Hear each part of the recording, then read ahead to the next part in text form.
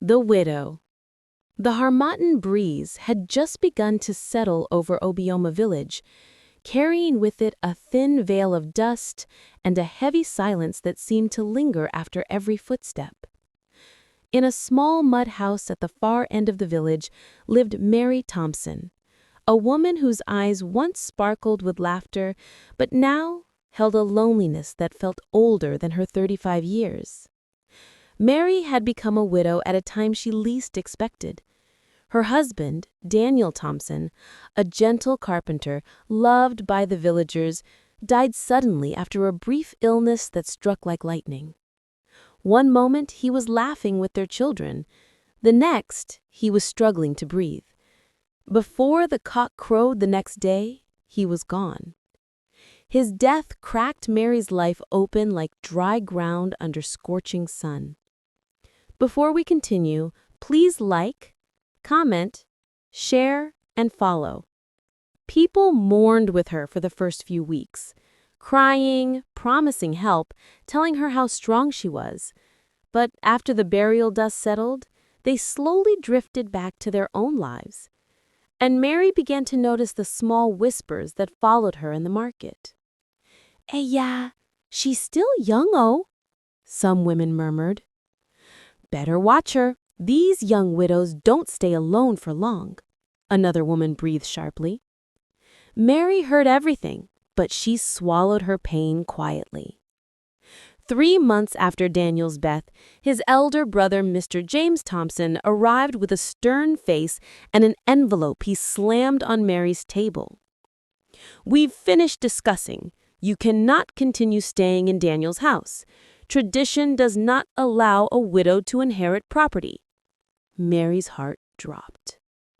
"But this is where my children were born. Where do you want me to go?" James shrugged. "You have 2 options. Either you marry Daniel's younger brother, or you leave." Mary couldn't believe what she was hearing.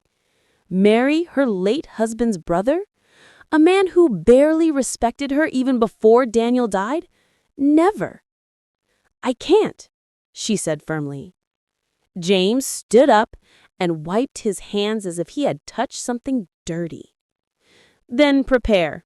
By the end of the month, you will leave." From that day, her in-laws changed. They stopped greeting her. They stopped checking on the children.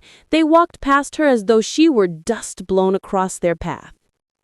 Don't forget to click on the follow button before we continue.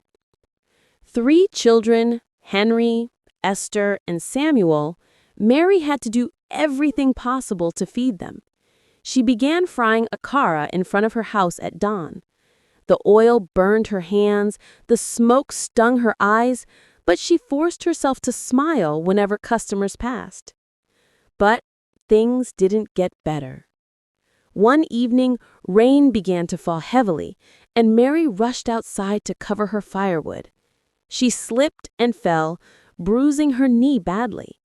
She cried, not from the cane, but from the weight of her life collapsing on her shoulders. "God, why me?" she whispered into the wind. Please like, comment, share, and follow. The rumors worsened. Someone claimed she was seeing another man because she once greeted the young teacher at the primary school. Another swore she must be using charm because she still looked beautiful despite her suffering. Women began pulling their husbands away from her stall. Men stopped buying her akara. Even the church women who once helped her started treating her like an outsider. Mary would sit at night, watching her children sleep, and wipe her tears silently so they wouldn't wake. Don't forget to click on the follow button before we continue, please. One morning, her in-laws arrived with the village head and 2 men holding papers. "It is official," James announced carelessly. "You are hereby evicted from the Thompson family house." Mary stared at the document, her hands trembling. "But where will I take my children? I have nowhere else," she cried. "That is no concern of ours." They moved her things out as though she was a stranger. Her children cried, clinging to their mother's wrapper, and Mary, with swollen red eyes, gathered her few possessions and walked out of the compound she had built her life in. She settled in a leaking, abandoned hut at the edge of the village. The roof cracked whenever it rained, and the floor turned muddy. Yet she swept it every morning, determined to give her children some sense of dignity. Before we continue, please like, comment, share, and follow. Henry, her eldest, grew quiet. Esther began having nightmares. Samuel cried often for things Mary couldn't afford, like bread or slippers.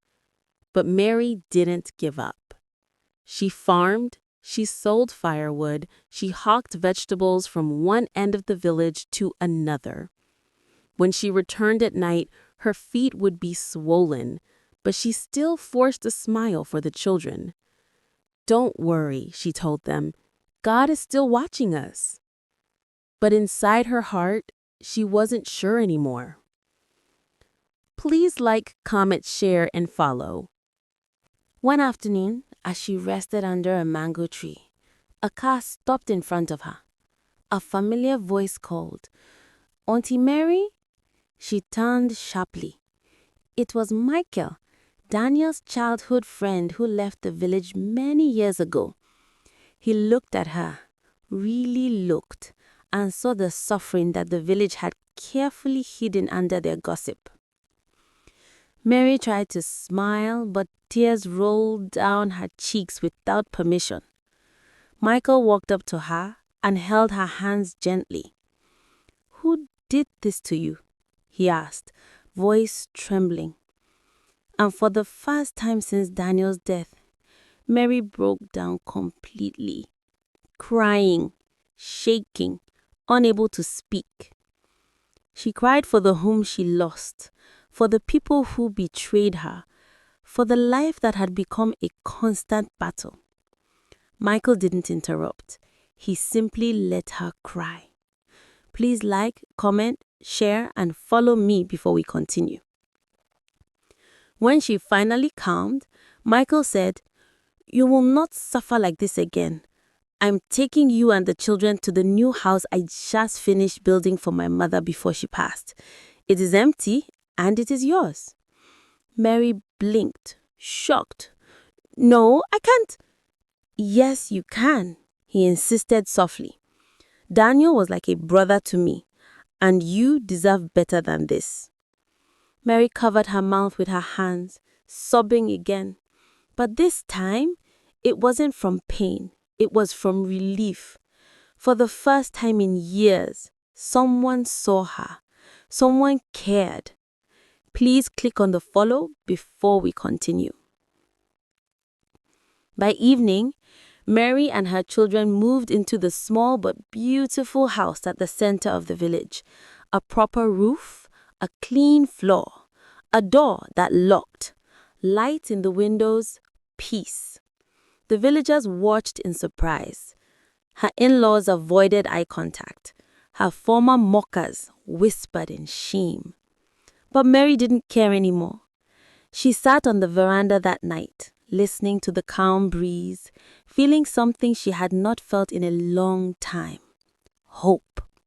Her children slept with smiles for the first time in months.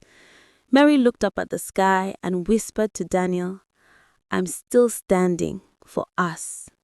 And the wind carried her voice gently, as though the universe finally agreed that the widow had suffered enough. Thank you for watching. Please don't forget to like, comment, share, and follow me for more stories. Bye for now.